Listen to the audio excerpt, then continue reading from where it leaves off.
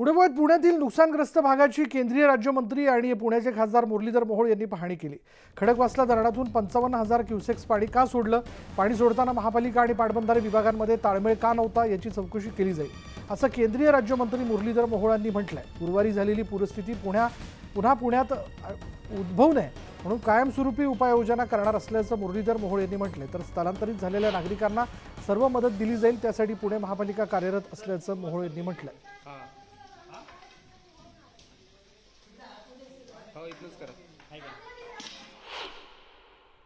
सांगितलं की 40,000च्या वरती 40,000 क्युसेकच्या वरती पाणी 100% सोडलेलं आहे आणि त्याशिवाय इतकं पूर येत नाही। इथून मागचा आपण जो अनुभव पाहिला, ज्या वेळेला 40-45,000 क्युसेकच्या वरती पाणी सोडलं गेलं त्यावेळेला ही परिस्थिती इथं झालेली आहे आणि म्हणून याची निश्चित चौकशी केली जाईल। काय अडचण होती आणि महापालिका प्रशासन, जलसंपदा विभागाचं प्रशासन यांच्यातला समन्वय का नव्हता, नागरिकांना अलर्ट का गेलं नाही, याची सुद्धा 100% चौकशी आणि कारवाई केली जाईल। निश्चितच या सगळ्या गोष्टी पाहिल्यानंतर एक आहे की ही सगळ्यांची इच्छा आहे, मानसिकता आहे, नागरिकांना हा वारंवार त्रास भविष्यात कधी होणार नाही यासाठी याच्यावरती कायमस्वरूपी उपाययोजना केलीच पाहिजे आणि त्यासाठीच आता ही मीटिंग आहे। पुढच्या काळात एक धोरणात्मक या सगळ्या विषयावरती काम केलं जाणार आहे आणि पुन्हा हा प्रसंग होणार नाही याची काळजी घेतली जाईल। 100% काही त्याच्यात अडचणी आहेत, काही तांत्रिक अडचणी आहेत, काही ठिकाणी आपण पाहतो की राडारोडा आहे, काही ठिकाणी भराव केलेला आहे, नदीचे पात्र अरुंद झालेलं दिसतंय। तर सगळ्या गोष्टी आहेत आणि मुळात आपण म्हणतो तशी पूररेषा निश्चित करण्याचा एक विषय आहे। सगळ्या गोष्टीचा एकत्रित विचार करून एकदम कायमस्वरूपी या सगळ्या भागामध्ये कधी पाणी पुढच्या काळात येणार नाही यासाठीचं काम करणं आवश्यक आहे, ते आपण करू। पुणे शहर आणि परिसरात काल झालेल्या अतिवृष्टीमुळे सिंहगड रोड, संचायनी पुलाजवळील पाटील इस्टेट, एकतानगर, फुलपची वाडी या भागांमध्ये इथल्या घरांमध्ये पाणी शिरल्यानं चिखल आणि घाणीचं साम्राज्य पसरलंय। या घरांमधील चिखल, गाळ आणि कचऱ्याची महापालिका तसंच साफसफाई करणाऱ्या खासगी कंपन्यांच्या मदतीने युद्ध पातळीवर स्वच्छता मोहीम राबवावी असे निर्देश मुख्यमंत्री एकनाथ शिंदे यांनी जिल्हा प्रशासनाला दिलेत। तसंच पुरामुळे घरांचं, शेतीचं झालेल्या नुकसानीचे तातडीने पंचनामे करण्याच्या सूचना मुख्यमंत्र्यांनी जिल्हाधिकाऱ्यांना केल्या। तसंच पुराचं पाणी, चिखल यामुळे परिसरात रोगराई पसरू नये याकरता महापालिका प्रशासनाने औषधांची फवारणी करावी असे निर्देशही मुख्यमंत्र्यांनी महापालिका प्रशासनाला दिलेत।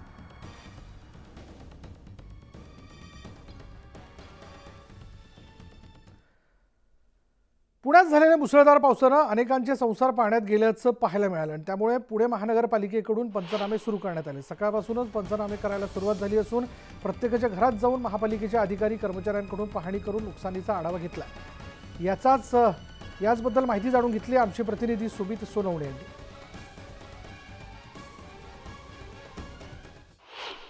काल मुसळधार पाऊस पडला होता एकतानगर भागात आणि संपूर्ण पुणे शहरात आणि आता अनेकांचे घरांचे जे नुकसान झाले होते, अनेकांच्या घरांच्या ज्या वस्तू होत्या त्या पाण्याखाली गेल्या होत्या आणि आता त्याचाच पंचनामा करण्यासाठी पुणे महानगरपालिकेकडून पंचनामा करण्यासाठी आलेले आपण जर बघू शकतो की या ठिकाणी पंचनामा करण्यात येतोय। प्रत्येकाच्या घराचं नाव या ठिकाणी नोंदवण्यात येते आणि त्यांना ज्या घरामध्ये वस्तू आहेत त्या वस्तूंचा पंचनामा या ठिकाणी करण्यात येतोय।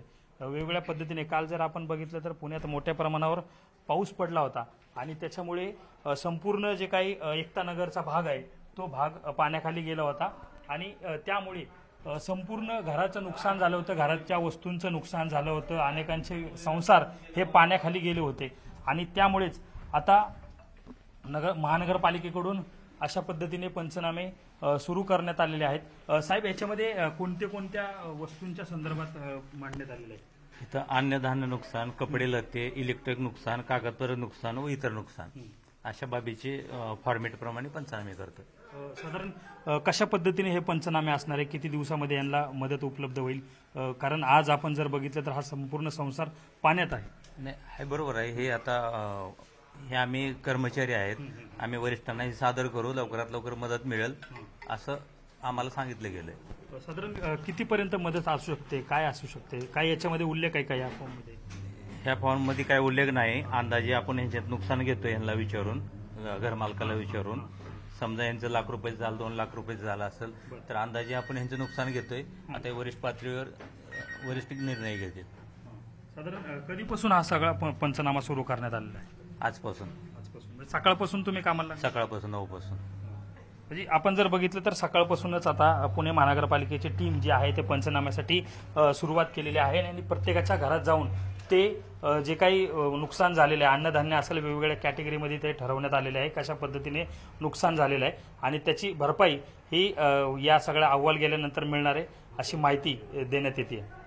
कॅमेरा पर्सन सचिन हंसाटेसह सुमित सोनवणे, न्यूज 18 लोकमत, पुणे.